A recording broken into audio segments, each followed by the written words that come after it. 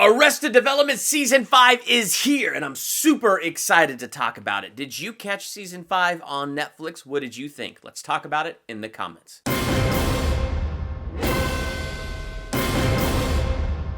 Welcome to Durbania, I'm Durbin, and this is my spoiler talk for Arrested Development Season 5 on Netflix. I think overall I was very happy with Season 5. It felt more like the show used to feel than Season 4 did. And my biggest problem with Season 4 was when the original cut popped up on Netflix. It was really hard because, there's like more than 10 years between Season 3 and Season 4. And so they had to do a lot of catching up from where we left off to where we are now. On top of having to do a lot of that catching up, there was all the taking them to new places and doing new things with their characters. On top of the fact that it didn't have the same Arrested Development dynamic because I guess when they were filming and stuff, scheduling conflicts, I couldn't get really everybody there together on a regular basis and do like what this show normally does. And so there was a whole dynamic of the Bluth family just wasn't present because you didn't really have all the Bluths together that much really. So Season 4 had a lot of issues for me, but when they did the remix, I enjoyed it a lot better. I found the timeline to be a lot smoother, it was a lot cleaner, and it had more of the show feel. But when Season 5 dropped, already those things felt so much better to me. It takes place just months after Season 4. So we're not doing a huge, oh, this is where we left off 3 years ago, so here's what's happened the last 3 years. Oh, here we are now. And we got all the Bluths together. So like that, the Bluth family dynamic that made the show so great is now present again in Season 5. And so like that already, it felt cleaner, it was much smoother, and having that Bluth family dynamic back, it made everything just as a whole feel so much better. In fact, when I got about 3 episodes in, I didn't realize how many episodes were in the season, so I backed out of the Netflix thing just to, see how many episodes there were, and there was 8! And I was like, 8? That's it? Just 8? And it's because 3 episodes in, it was ramping up for me. The plot, the story, the fun, the characters, the Bluth family, all that really cool Bluth stuff that we have, it was coming back. And I was so excited to be watching it that when I saw I only had 5 episodes left, I was mad.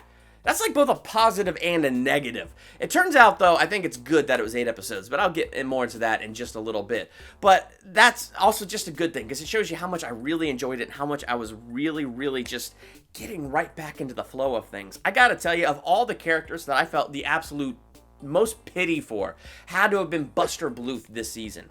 I mean, where we left things with Season 4, Lucille 2 is dead. Or is she? I mean, we don't know. There was her body all like in a pool of blood on the Bluth staircase, right?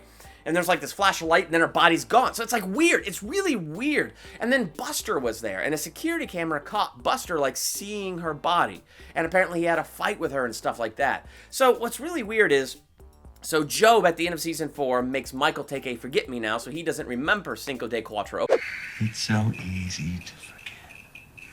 Stupid, forgetful Michael. Or hitting on Lucille too in order to have her forgive his debt and all that stuff. Like, he doesn't remember any of that because Job made him take a forget-me-now. And so here he is waking up at the beginning of Season 5 and he finds Buster Bluth in the attic, which is just hysterical. The same attic that George Sr. lived in and all that stuff. There is Buster hiding out there because apparently, according to Buster, Lucille said that Michael would take care of him. And so rather than Michael actually taking care of him, Michael is so mad at his family that he decides to use Buster as a tool to teach his family a lesson. So he says, lay low for a little bit so I could file a missing persons report, which will freak out the family. Then show up at the cops and be like, oh, I hear you're looking for me. And then, whatever questions they have about Lucille too, because he didn't understand the severity of this, go ahead and answer those. He tells Buster he won't need a lawyer or anything like that. So Buster does exactly what he says. And Buster gets arrested for the murder of Lucille too. And they even have the video evidence of him looking at her body. And Buster's like, well, that's not me. And then on the video, he turns to face the camera and goes, oh, that is me. I just really thought that was me because I thought this had to be a different video because I tried to delete this evidence. I mean, he's Buster. Of course he's gonna say dumb things like that. Poor kid. Poor guy. And now he's arrested for murder. He's sitting in prison. But the worst part is, Michael thinks that the family claimed him after he turned himself in, and they just didn't tell him about it because they wanted to teach him a lesson for teaching them a lesson. So he thought his lesson was that effective. And they think he has Buster. So Buster, the most innocent of all the Bluths, has been sitting in prison for months, waiting trial with a 50-gram bail. Oh my gosh, and it just gets worse.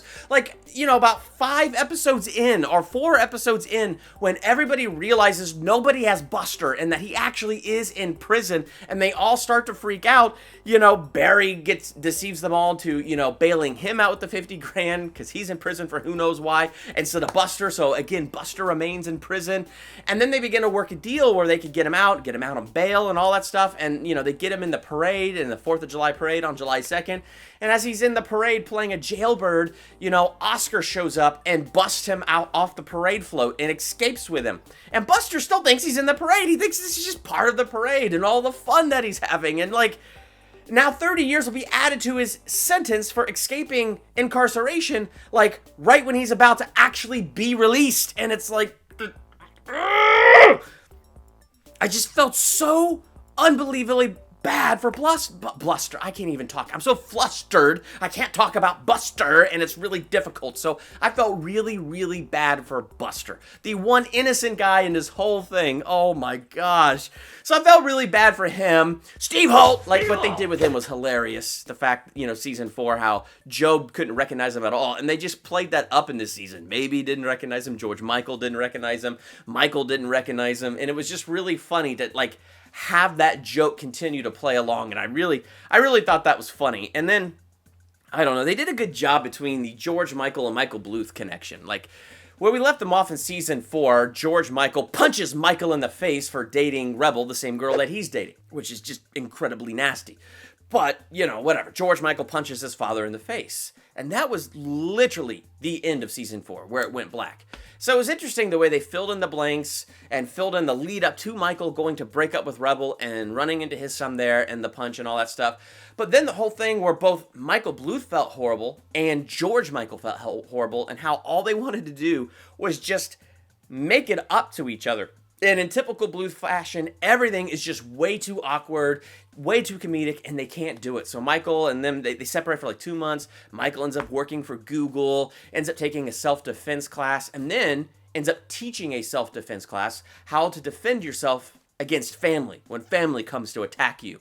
And then you had George Michael, who goes back to his childhood home, and I love it. They popped this graphic up on the screen that went, regression, and he regressed all the way back to being the teenager that he was in his first 3 seasons of Arrested Development. That was a lot of fun, and that was that moment you see in the trailer where he's wearing the muscle suit, and I did hate that was that quick, and it wasn't an important plot line, and to me it was kind of weird. Okay, I get it. So from George Michael's perspective, he had regressed. When he was a teenager, he thought he looked good in it, so he kept the suit on, right? And so now you have season 5, they continue that joke, and that makes sense because George Michael has regressed. But the girl in the pool that he was flirting with, it's obviously a suit. That is not a human body. It is a muscle suit. How she doesn't see this and know this and think he's weird before he gets in the pool and the suit absorbs all the water like a sponge, I don't understand her perspective, but whatever. It was for the joke, and it was a pretty funny joke. So all that happened quick in George Michael's regression mode. But George Michael, in his regression mode, teaches an online course about how to use a curtain rod in Star Wars, wearing a Darth Vader helmet and doing Star Wars moves and teaching Star Wars moves. And so what made that all great was, after 2 months, when George Michael and Michael run into each other again, and it is one of the longest, most awkward scenes in the frickin' show. It is just them going back and forth, so unbelievably awkward. And then finally, I think George Michael goes in to hug him, which freaks out Michael, and Michael turns on his defense mode, which makes George Michael turn on his Star Wars defense mode. Suddenly, they do a Matrix move up the walls and land. Hoo-ah!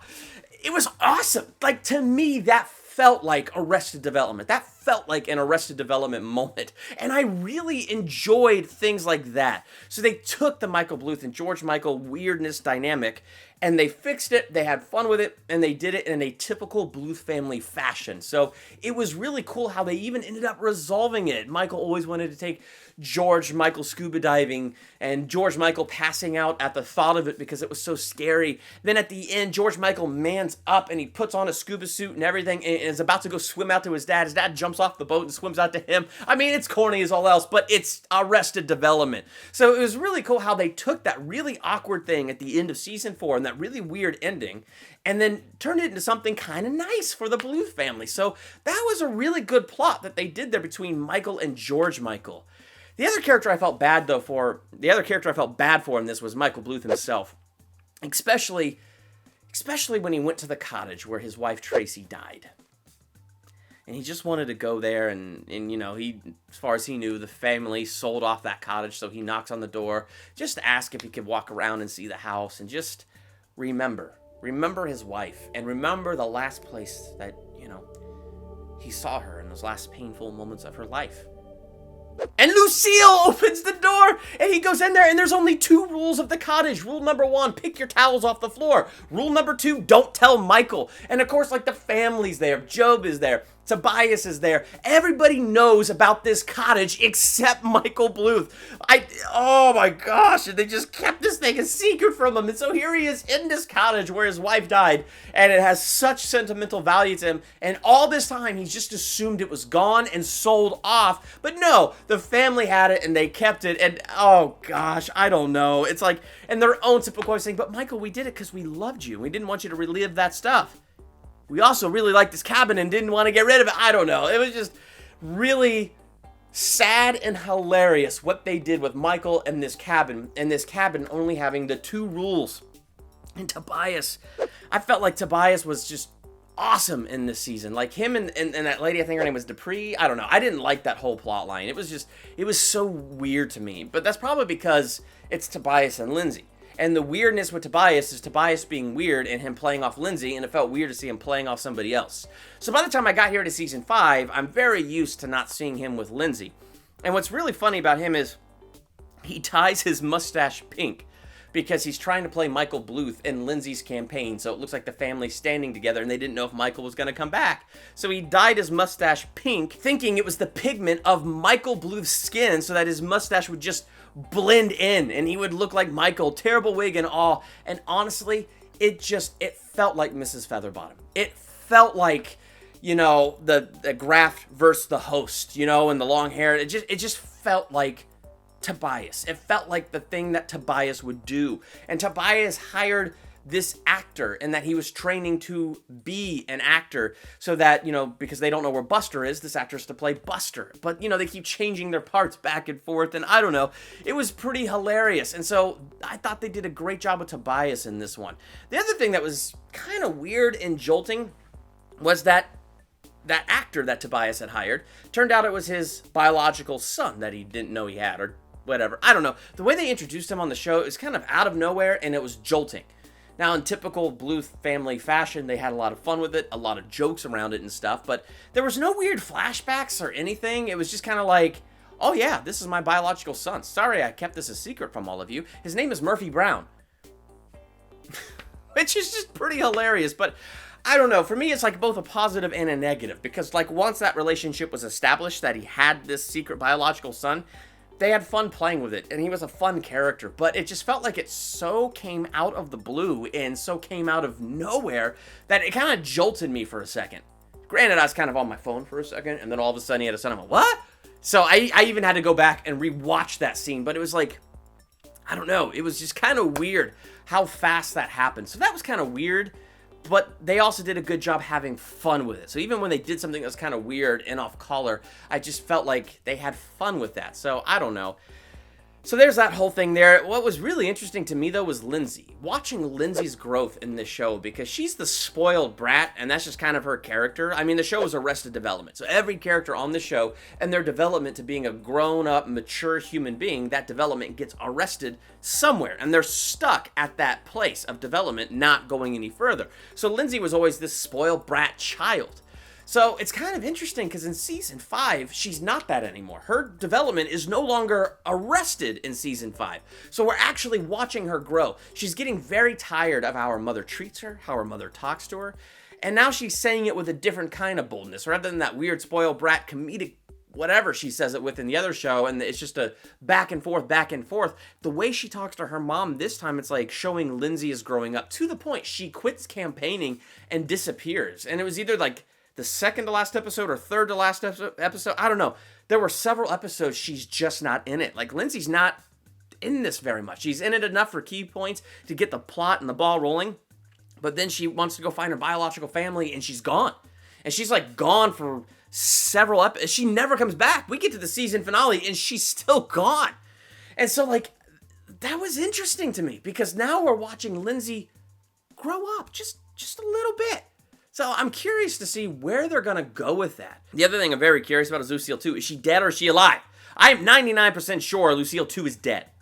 But there's like this 1% that's nagging at me that she could be alive. I mean, Michael thought he had this picture of Lucille 2 and Oscar in Mexico, but it was a picture of George Michael and maybe wearing wigs when they went to Mexico. That's a whole long, fun, hilarious story. But the point is like, he thought that was them, and that wasn't. And he was about to get busted out of prison with that picture and made a huge deal with this district attorney. And then it turns out Michael was wrong.